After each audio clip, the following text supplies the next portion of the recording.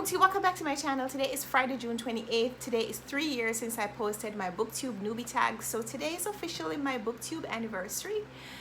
I had planned a special video for today, but then I went to do some other bookish but not quite booktube related things, and so that video is not going to be up today. What else is new here on this channel?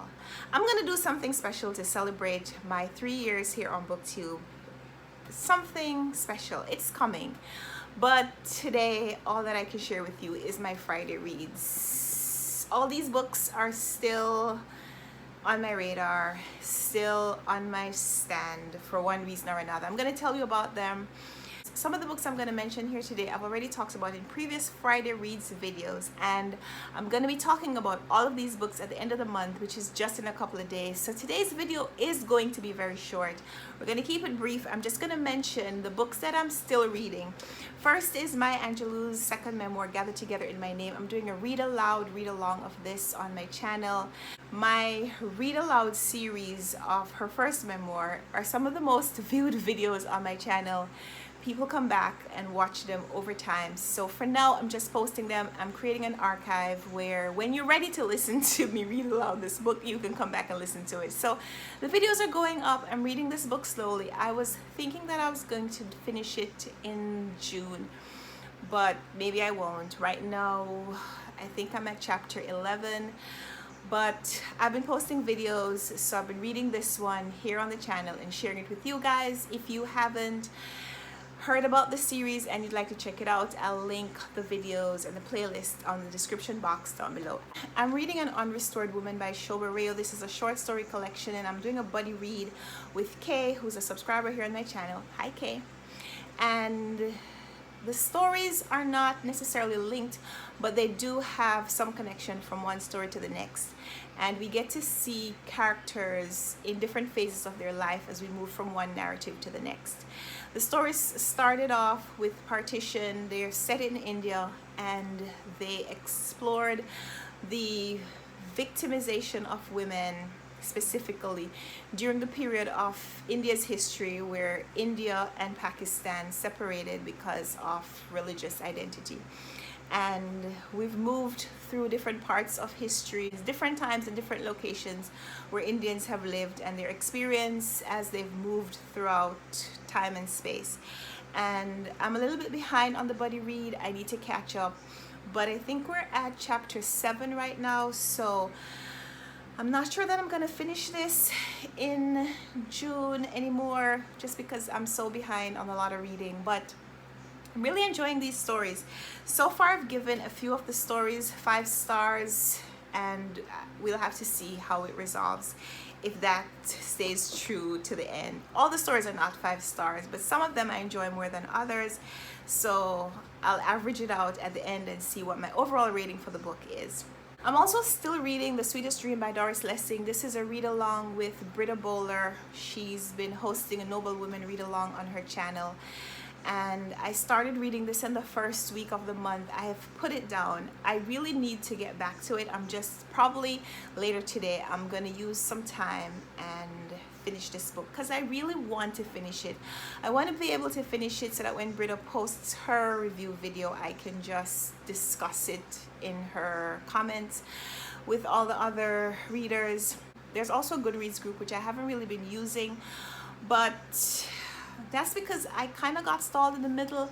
I think I told you extensively about this book, but I'll remind you, it is set in the 1960s in London, and we have a main character named Frances, who's a kind of Earth mother, and she's sacrificed her life, sacrificed her dreams for bringing up her children, but also their friends who live with her and mooch off of her. And then we also see that they're all mooching off Frances's ex-mother-in-law because they live in a family house. And all the characters who come and go are representatives of the changing face of history at this time in the 1960s. So we have the collision of post-war movement, communism, and also some extent of imperialism and entitlement, and also the privileged lives that have been offered to these teenagers, and the responsibility that they fail to take for their own lives or for their country.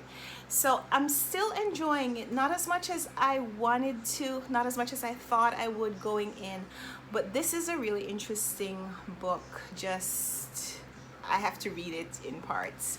I'm also still reading Queenie by Candice Carthy Williams, which is also set in London, but present day London, and explores the integration and assimilation of Jamaican immigrants in Britain.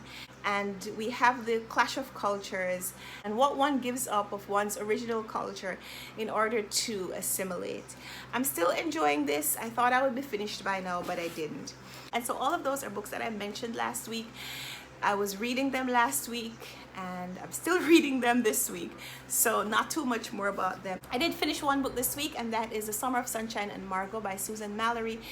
This is a romance novel marketed by Harlequin, but it is so pretty. It doesn't look like the regular Harlequin romance because it's not, but it does feature two sisters, twin sisters, and their romantic escapades.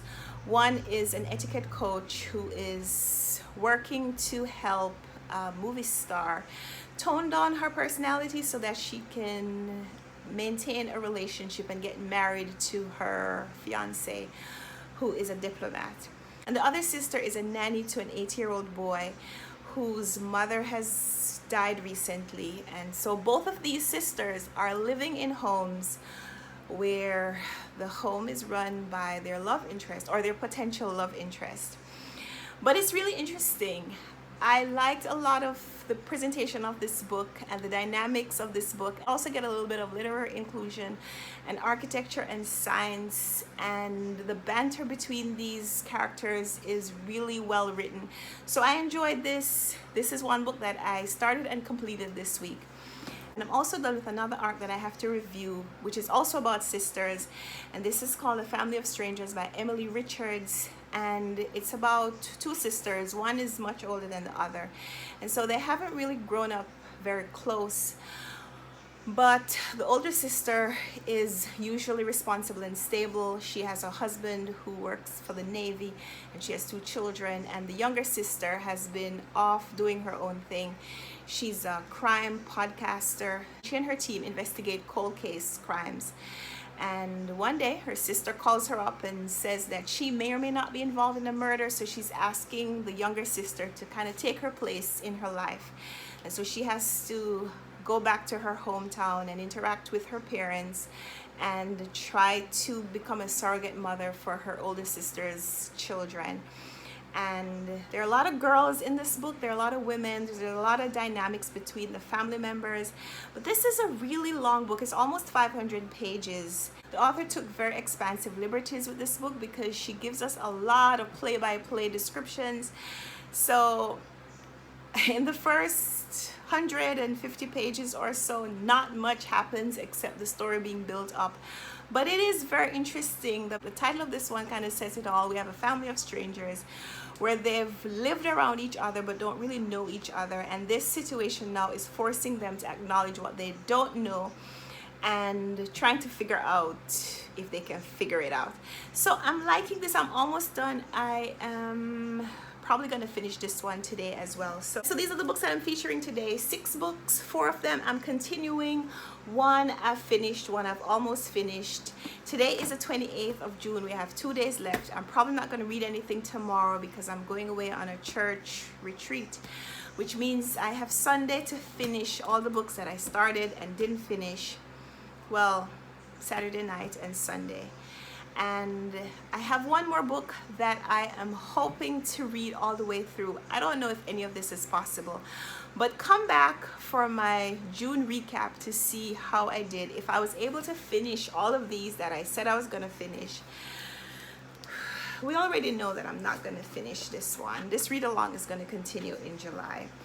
And based on my pace with this story collection, I might not finish this in June either. But I think I can wrap up all the others before the end of the month. So come back, give me a thumbs up if you like this video, subscribe if you want to see more. Let's talk in the comments. Let me know what's the book that you've been reading this week that you finished and really enjoyed, or the book that you're continuing to read and really enjoy.